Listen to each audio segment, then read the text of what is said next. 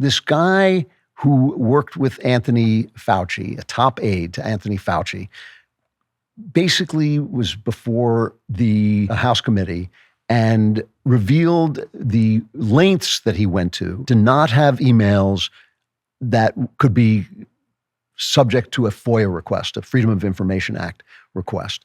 And why were they trying to stop that from happening? They were trying to stop that from happening because they were sensitive to the idea that it might come out that Anthony Fauci had helped fund gain-of-function research in Wuhan, which is probably where the pandemic started. It comes from China. I mean, now this is the stuff of Twitter fantasies. This is the stuff of Twitter conspiracy theories. This is the stuff we were told we were bad people if we even thought such a thing. If we even thought it was coming from Wuhan, that was bad, you know? And then if it was coming from Wuhan and Fauci, who said under oath, I believe, he said that he had not had anything to do with funding gain-of-function research, but apparently he did, and they were trying to prevent it from being caught out in a FOIA request. And the Republicans hammered him, even some of the Democrats hammered him, I have to say. Kind of an amazing moment as this whole thing unravels. And remember, the pandemic was bad. People died in the pandemic, as you know. Let's not sweep that under the rug. People actually died of this disease. But what was bad, what was wicked, what was evil, what was so harmful was the shutting down. And, you know, Trump mistakenly let it happen, and he didn't open it up fast enough. He let Fauci and others take over the government. That was his mistake. But Biden, and people feel this, by the way, this is one of the reasons Biden is suffering in the polls. Biden is the one we blame for it because he did it with gusto. Trump kept saying, we should reopen, but he didn't have the force of personality, weirdly enough, to force it to happen. Biden wanted it. He went to great lengths to keep it going. All the Democrats went to great lengths to keep it going. And people like Gavin Newsom just extended their power to closing churches while leaving open liquor stores. And of course, never, ever preventing anything that had to do with left-wing rioters, especially during the George Floyd explosion, the riots of the George Floyd explosion. And this, you know, Jim Garrity has a piece in National Review, or NRO, National Review Online. He has a piece called Three Giant Lies. And one of them is this one with Anthony Fauci. The other is that former Secretary of State John Kerry and the State Department blocked the U.S. Department from arresting Iranians on the terrorist watch list in order to preserve the Iran deal.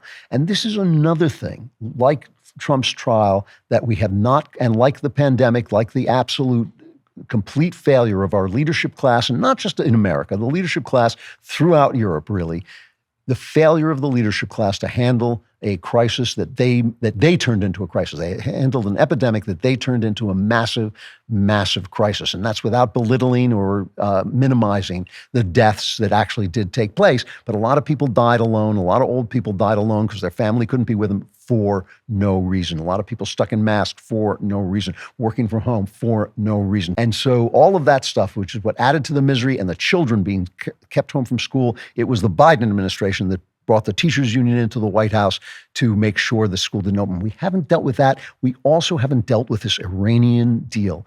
Nowhere ever have I ever gotten an answer of why Obama thought we should be aligned with Iran, why the Middle East should be handed over to Iran. And the only person who has ever suggested or hinted at the real reason is Dinesh D'Souza, who understood that Obama was serving the decolonization philosophy of his father. And that's why he was persecuted. And he was persecuted. He was genuinely persecuted. Nobody stood up for him. They got him on a technicality. They picked him up. You know, it's like picking a guy up for littering, talking about Al Capone, picking him up for tax evasion. But what had Dinesh D'Souza done? He had told the truth about Barack Obama, that he was serving an anti-American agenda.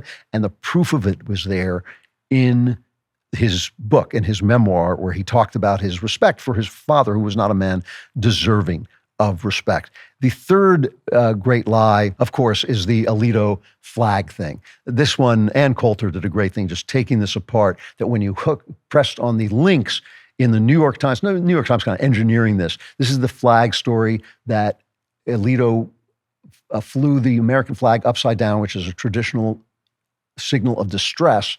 And They claim, the New York Times claimed that this showed that Alito believed that the election had been stolen and should now recuse himself from any case having to do with Donald Trump. They pulled this on Clarence Thomas, right? He had a rich friend, and the rich friend was actually more liberal than Clarence Thomas, and so he had a rich friend, so that meant he had to recuse himself from any case that had anything to do with conservatism or not, the New York Times not getting what it wants.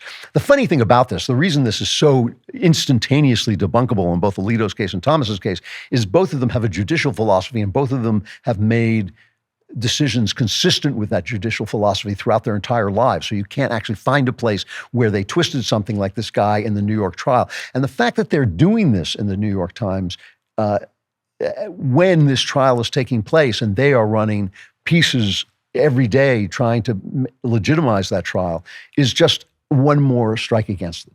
So this is the kind of thing, I think, that is driving right-wingers crazy and has been driving them crazy for many, many years. And it is one of the things that I think that the establishment Republicans have not responded to well and did not respond to well until Donald Trump came along.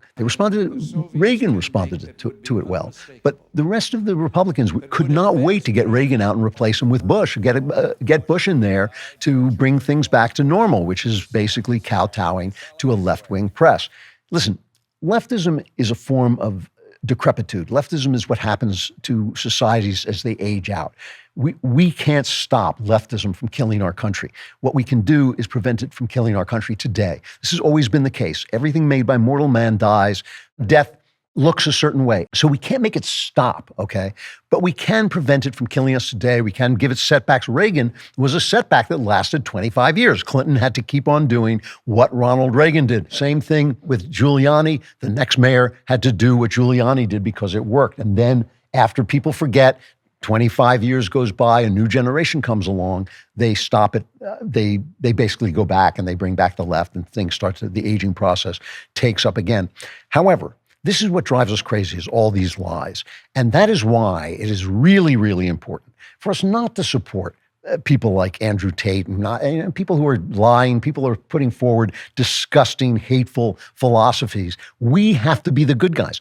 It's harder to be the good guy. I get that. I understand it, but we have to do it. We cannot panic and become what they are. We just can't. We can't, because then we've already lost the game. So a lot of our hopelessness, we have to remember, is intended. It is put up there by the left telling us that they've got all the power and we're the liars and we're the bad guys, but it's also put up by the right because you get clicks for despair. You get clicks for panic. And so when we see these lies, we have to call them out constantly. We have to constantly turn it around, but we also have to speak the truth and speak it in a way where it is appealing to people and is not just the anger that we feel or the hatred that we feel or our bigotry, that portion of the right wing, which is not that big and is not that central, that is in fact bigoted and will stain the rest of us.